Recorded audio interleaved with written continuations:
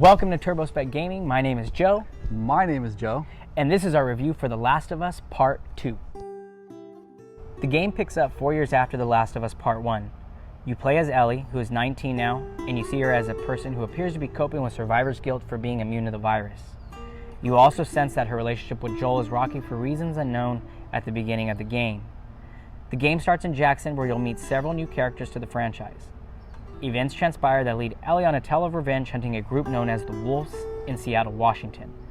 The story is an emotional, brutal, violent roller coaster that involves characters dealing with loss, hate, love, and forgiveness. All right, so let's go ahead and talk about graphics and sound. This game is, we've been talking about it, Joe and I, we've been talking about what a technical achievement this game is. As far as PlayStation exclusives go, this is easily one of the best, if not the best. Absolutely. Yeah. I agree 100. I think the level of detail in Seattle makes Seattle a character in itself. And we talked about like the lighting. The lighting has such a great effect, I mean, to the levels of like anxiety and fear you get when you're going into a dark room. Yeah. I love that transition. Yeah. I'm a huge graphics and art guy. So when I see something like this, it's like right in my wheelhouse, because I'm not only marveling at everything else that's going on, but visually, I'm immersed. It's easy for me to dive in. Yeah. So like you were talking about like the vegetation and stuff. So like what was really cool is some of the things that they did here is they have like rolling wind. You can see the grass, like everything's got movement, character animations. You can see all these little movements in their hands. Things you don't really see a lot in other games. I think I often found myself getting caught in the moment of the game. Sometimes I just want to stare at how pretty things looked in the game. Take a knee moment. You just take a knee and just start looking around. Even the violence. There was a couple of times where I shot a few people with a shotgun and I just stared at the destruction. It was pretty amazing. I think with those bombs. What are those bombs that you set down? Yeah, the little C4 homemade bombs that you make that trip. Yeah, those you craft these little landmine type things, and when you see something go boom, it's pretty satisfying. Bits and pieces everywhere. Yeah, it's pretty cool. I think that was one of the coolest things. Like I said, the level of detail was cool. I think one thing we talked about with the lighting in the game is there's lots of places you have to explore that are dark, and just like in The Last of Us shadows 1, too. Yeah, with the shadowing and then like the flashlight. I mean, it really makes it really intense. Yeah, definitely. So the graphics were definitely top notch. Yeah, it's probably my favorite aspect of the game, to be honest. Yeah, absolutely. And then we talked about the sound too. The sound in the game is really good. I mean, like Joe said, I mean, like there's a lot of ambient noises going on. One of my favorite times in Seattle is when there's a storm and the lightning and the rain and water effects were some of the coolest I've ever seen. Rain in video games is like top 10 right there. Yeah, it's one of my favorite Probably things, one of the best. Yeah, and this is really good right here.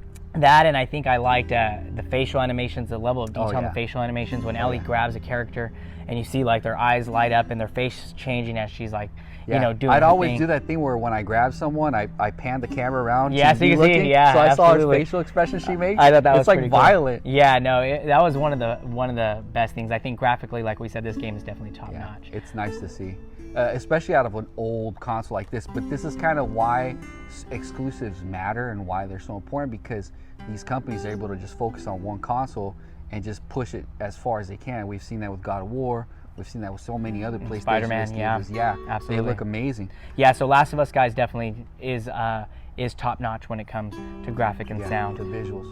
In our opinion. Yeah. Let's go right into gameplay now. And this is an area that I feel is solid, but not too great. So what are some aspects of the gameplay that you liked? I agree with you. I feel like the story and the graphics were really good. I felt like gameplay did hold the game back from being perfect, in my opinion. Yes. The game doesn't do a lot different, I feel like, from The Last of Us Part 1. You still find yourself crafting things, finding materials. Ammo is scarce, but also like most survival horror games, you'll tend to find a lot of ammo around that lets you sense that something big's about to happen, or a lot of health packs. But for the most part, I felt like the AI of the human characters struggled. They weren't. There was things that they did that you were like, okay, this is kind of easy. It kind of made playing the game stealth really not something that you needed to do. I felt like you could kind of run and gun. My other opinion was I did feel like the AI though of the infected was really good.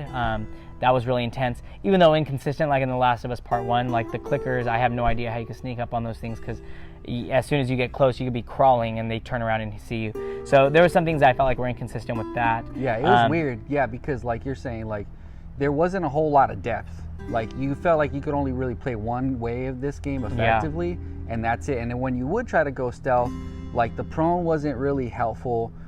Enemies could see you when you're obviously hiding, and then sometimes they couldn't see you at all when you're obviously visible. Yeah. So that really made it like the stealth aspect of it was kind of a letdown, because I felt like it was the same thing in The Last of Us 1, and I was hoping that Naughty Dog would be able to evolve and make that a little bit better. Yeah, I agree. Especially 7 years later, you know? I agree. I did like the challenge. The game was challenging, I felt, at some points. Aiming is tough. It's not always super easy to pull off a headshot. Yeah. So, you know, there are skill trees somewhat involved that you find. Help you stabilize your reticle. Yeah, you'll find upgrades throughout the game that help you aim better or craft faster, much like Last of Us Part 1. Yeah. But again, I think the gameplay, if anything, was a step forward. The gameplay really wasn't a step forward from The Last of Us 1, in my opinion. So you're saying what was a step forward? I think graphically, story-wise, yes. it was an involvement, but gameplay-wise, I felt like not as much. Not as much, yeah. It felt like I've been there, done that. Yeah. There wasn't too much depth.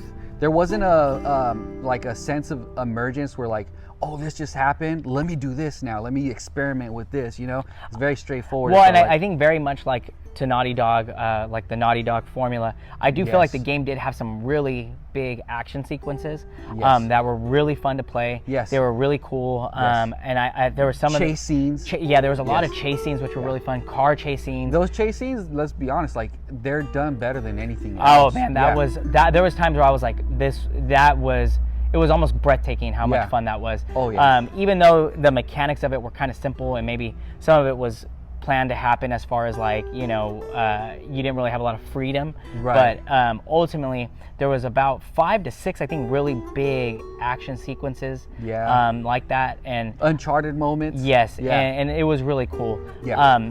There is boss fights in the game, and one of my biggest things was the boss fights. I felt like struggled a bit in the sense that it's been a struggle since Last of Us Part 1. To yeah, be honest. they were bosses aren't really bosses. You get a sense that they're powerful, but it's the same formula to beat them. It's, you know, shoot, craft, run, hide. Shoot, it's like craft, they got a life bar, you just sink it, and there's no like, you don't have to like, you know, affect the environment to take them down or anything like that. They just have a little bit more HP than your regular enemies. Yeah, absolutely. That's what it feels like. So as far as gameplay concerned, not much of an evolution. It's solid what's there. What is enjoyable is if you just go run and gun. Yeah. You know, if you just go run and gun, it's a little I enjoyed bit more the game. enjoyable. Yeah, I enjoyed the game running. Definitely more just kind of freely and going all Rambo. That was definitely probably my favorite thing. Yeah, especially with the graphics and how brutal everything is. Yeah, and how absolutely. detailed. Yeah, just go run and gun. It sounds crazy, but it was really, that's one thing that the game made it really enjoyable, like when you destroy something, which was kind of cool. Yeah. But yeah, so gameplay wise, it's kind of held it back a little. All right, so Joseph, what are your opinions on the game? What's the final verdict? What's your score? My final verdict on the game is I'm going to give The Last of Us 2 guys an 8 out of 10. I think story-wise, the story did move me. I did feel compelled. I ultimately enjoyed the story that was told about Ellie, and you get more detail about Abby as well, which was really cool. I felt like it wasn't a perfect story, but I did find myself thinking about it after, and I think that's why I give the story such a high regard, is that it did leave me feeling a way after I played the game, which was really neat. Graphically, it's a beautiful game. It runs really smooth. I really don't ever remember the game slowing down at any point. I ran my game on a base PS4 day one launch model. Yeah, and it was amazing. Yeah, so I think graphically it was an achievement. It was pretty cool. And then the gameplay, like I said, the gameplay is kind of ultimately what held it back. Is it's one of those. It was fun to play through the first time. I don't know if I'd play through a second time, but that one playthrough was worth it. So I give it an 8 out of 10. All right, so you're giving it an 8. Mm-hmm. And here's some of the pros. I feel very similar to you. I thought that it for me as a gamer, I look for gameplay and visuals. If you can do both of those things, and then everything else is just a cherry on top. Mm-hmm. So for me, when I look at those two things, they're very, very important. Gameplay, like we said, was lacking a little bit. Graphics, stupendous. When I try to add everything else, I feel like an 8.0 is also fair. And Good. Okay. we've talked about this before. We tried not to go over like what our score's gonna be, and you kind of had your 8.0 right now, letting us know live on screen. And in my mind, I was thinking, yeah, this has to be an 8.0. Now, with that being said, I still have a ton of criticism about this game that makes me feel like on a personal level, I didn't quite enjoy it as much as I could have. Yeah, absolutely. So do you want to go into that? Let's go into them. Yes. Now, spoilers, guys, that we can actually really talk about our opinions of the game. So it's not breaking news. You know, I'm sure most people have heard this, that have heard about the game, is that Joel does die in the game. I had a feeling it was going to happen. I wasn't one of those that reached out and saw the spoilers when they came out. I wanted to play the game and experience it without the spoilers. And I did see the spoilers. Not all of them, but I did find out about Joel dying, which to me, to be honest, wasn't a big deal. Because I feel like as an artist, a director, a writer, anyone, they should be able to have the creative freedom to do whatever they want. Absolutely. Right? And I kind of feel like, to be honest, Joel's story had been told. I felt like he didn't really have anywhere to go as far as character arc anymore, in my opinion. That's true. I can see that. You know, so to me, but I will say this: his death was gruesome. God, it was tough to watch. It was emotional. I felt sad watching it. Did you feel sick watching it? Not sick, but a just little sad. like frustrated. Like you felt like when it happens, Ellie's being held down watching it, and so you feel like the last Ellie. time in a video game a main protagonist was killed right off the bat in the sequel? It makes you feel like you're watching an episode of The Walking Dead. Absolutely, the death was brutal. Or Game of Thrones. Yes, the blood wedding. Yeah, a character you love, you see in game. So, but it makes sense because the theme of the game, we feel, is definitely focuses on, like we said, hate, and you see Ellie being consumed by it. So Ellie decides to, she's going to go after it. What I didn't expect in the story was Ellie's turn to almost a villain. Yeah. And that was kind of interesting because halfway through the game, you're hunting down Abby, who killed Joel, and you get to a point where you kill Abby's friends, and all of a sudden Abby shows up, and then the game stops, and all of a sudden you play as Abby now. So you get to see Abby's story and her background as to why she wanted to hunt and kill Joel. And I felt and truths are revealed. So you're playing the first half of the game as Ellie, which is Joel's daughter, or unofficial daughter. Right. And then the second half of the game is Abby. So what'd you think once you started taking control of Abby, who was this character who killed Joel 2 hours into the game? I think at first I was like, okay, so I have to play as Abby. At first you're kind of like, you don't want to play, She's but then buff. Immediately you see, like, what's cool though is that, like we talk about, the graphics and the scenery already start playing into character development. And as soon as you see Abby and she steps out of her room, you see soldiers training, and you understand early on in the game that she is one of the better soldiers in the Wolf Squad. She's probably one of the 2 best soldiers. So, which makes sense for her build and the way she plays. She has her own play style. She's like a militant type of character. Yes, her character plays different. One thing I thought was cool in the story was the dichotomy of Ellie and Abby. You do feel like they are similar in who they are and their paths. And I feel like, in a weird way, you would almost think like if it wasn't for Abby killing Joel, you would almost feel like you could see Ellie and Abby being friends. For sure. And so I do feel like Abby's story was my favorite. Yes. So for you feel like you ended up liking Abby as a character despite what she did to Joel. Yeah, which is hard to say. Yeah, but, it's just crazy. But right? you understand. The same way, Because don't you think it was crazy that I think in the sense that the game does do a lot with trying to make you see that there's good and bad in everybody, and it just depends on what side you're on. They do go a little overboard with like, oh, look at Abby pets dogs, and she does do this, and she helps pregnant people, and she does. They try to kind of paint this picture of her over and over and over as being a good person, that you don't hate her by the end. Right. You know what I mean? Right. She ends up having this whole side story going on towards the end of the game, where she helps save these 2 kids, Levi and the other gal. Yes. And they're part of this cult. And they're brother and sister, and normally they hunt and kill these cult members with no remorse. but she ends up even helping them out to try to kind of show you she has a yeah. different side. Well, to she her. gets saved by them. Remember, Yes. she gets saved by them, so she feels like she owes it to them. Yes. And then you get a lot of feelings. I think when that part happens, you kind of take the little one, Levi, under your, or Lev. What's it, the Lev? You take Lev, yeah. You take, boy? Yeah, the boy. Loki? Yeah, Loki. That's what it reminds you of. You take Lev under your shoulder, and it reminds you a lot of Last of Us Part 1 with, you know, the way you played Joel and you had Ellie helping you out a little bit. It kind of reminded me of that a little bit. Yeah. And I think that was kind of their hope Yeah, it to was try to get you to intentional. like her. Yeah, they're trying to. You could tell they're trying to get their best. They're going above and beyond to get you to like this Abby character. And so, you know, it was a little at times too much. But I kind of felt like if they would have done half of those things, I would have liked her just the same. Yeah. Just because her gameplay was so fun. Her gameplay was cool. And because I could rationalize a little bit with what they did and like how her father was murdered by Joel, which is kind of weird because she's like killing hundreds of people without second thought. And Joel also killed hundreds. And then Ellie's doing it. And then we're somehow supposed to like, you know, second guess our actions in the video game. You know what I mean? Right. So it's kind of hit or miss for me personally on that point they're trying to tell. Absolutely, yeah. But I get it. Like, yeah, it fits the theme that they're trying to go for. Yeah, I agree. One thing I thought was cool was I think when you get to the end of the game and you're at the farmhouse as Ellie, it feels as if the game's over.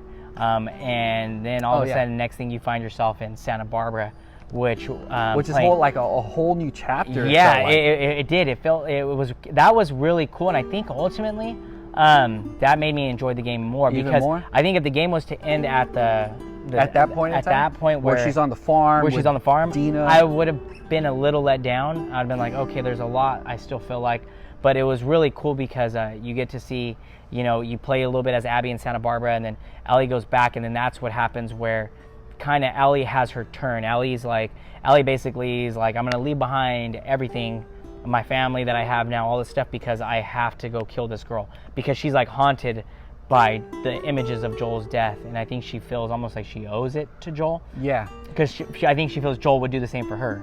I guess she could kind of see, you know, she could kind of feel like this haunted feeling of like, you know, he was murdered right in front of her eyes. Yeah. And she was never able to like say sorry for the way she was acting. Right. She kind of had this weird relationship with him where she had like a grudge against him for not telling her the truth of what really happened at the end of part 1. Mm-hmm. So she, you know, she was very distant with him.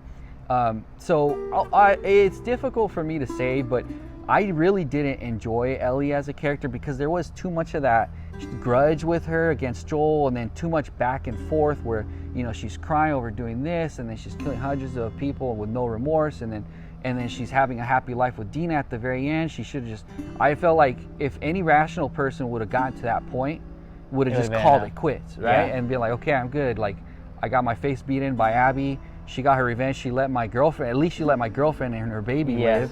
Let's call it quits. Look at the beautiful view we have now. I agree. You know what I mean? It's hard to relate to that. It's hard to relate to that. The only reason I do appreciate that last portion of Santa Barbara was because I kind of like the whole change. Like these designers are so good at what they do. Going back to graphics, when you go to Santa Barbara, it's not just more vegetation. It's like completely legit. Different trees and plants. It reminded me of almost a Dead Island kind of. You know what I mean? Like real. The houses look different because they really do in real life. Yeah. And so like that kind of shows the mastery Naughty Dog has over visuals in games and animation and everything. So that, and then not only that, but the last boss battle, which is the final battle again of the game, between Ellie and Abby. Yes. And that graphically was just crazy. Man, the mood was there. It was so dark and everything. I agree. It reminded me a lot of the last of Metal Gear Solid 4 when Snake is fighting Ocelot. Yeah, and it's kind of it reminded me of that. Forth, you know, and that was one of the best things. But again, the game did do a really. I mean, Abby ultimately is like becomes like the nicest person, which is kind of strange in a sense. Yeah, it is a little strange because it almost makes her. So that's what we talk about. Kind of the story being a little consistent is that based off of Abby's past, and she cares so much about this kid, and Ellie keeps hunting her down, but yet she's like, okay, Ellie, I'm not going to fight you now. In my mind, that too. I just felt like, wouldn't she be like, you're a threat to this kid that I adore all of a sudden so much now, like Lev? Yes. Wouldn't I want to stop you? Like that was kind of, and then obviously you want to keep hunting me down. You followed me to Santa Barbara. You found me. Yeah, all the way down here. Yeah. To like come kill me. risking life and limb, going through who knows what. Can you imagine how many clickers and these they had to go, she had to go through? And then for her to just be like, okay, I'm so done. that was kind of one of the things weird. that I get it, like what they were trying to go for, but at the same time, like character-wise, you're like, that kind of didn't make sense. Yeah, and they introduced so many new. We talked about this before, that The Last of Us Part 1 did such a great story, because you see naturally what can happen between two characters, just like in real life, two people, how they can form a relationship naturally and through the ups and downs, and become one at the end, you know. Right.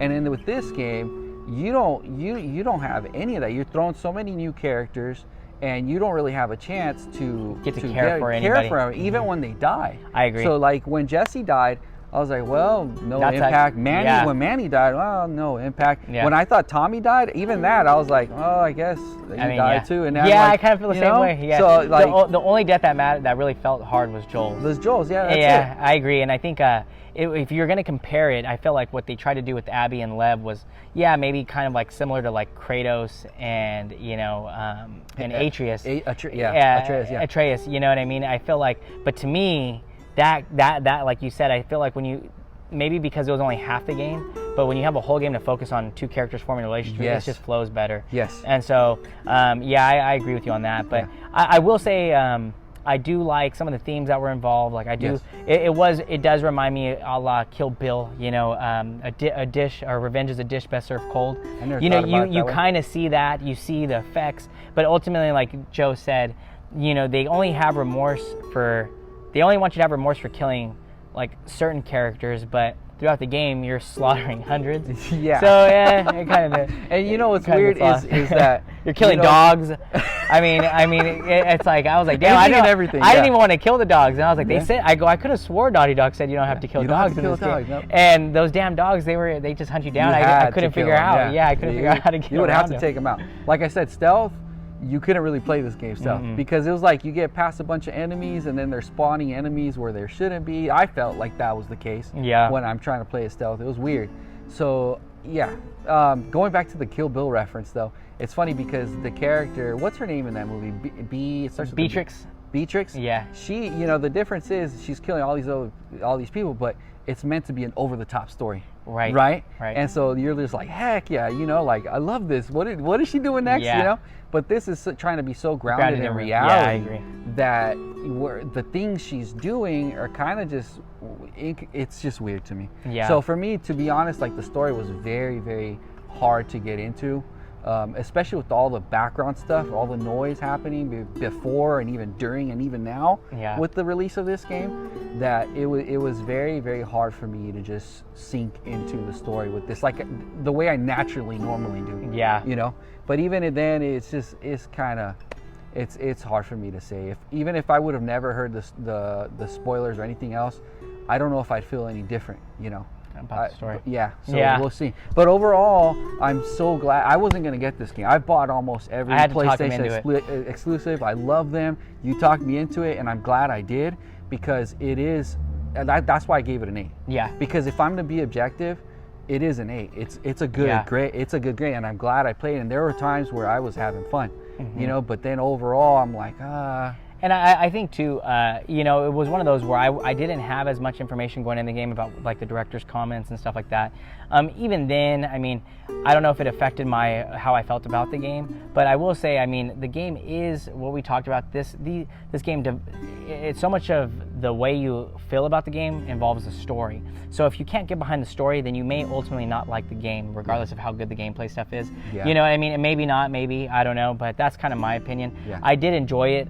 There was some parts though I did felt like dragged on, but overall, I mean, I would say it's worth a playthrough. Yeah. Absolutely. Yeah, and then one final thing I'll say is like it's better to have a story that causes like differences in opinions on it than just because there's more for us to discuss. Yeah. Like I've really enjoyed talking about this game with you because you've brought a perspectives that or even like motives or themes in the game that I hadn't even really thought about. And then now that I look back on it, I'm like, oh yeah, I enjoyed that a lot. Yeah, it was a deep game. I will say that. You combined a lot. But other than that, guys, that's what we thought about it. Leave us a comment below. Let us know what you thought about the game. Like the video, subscribe to our channel.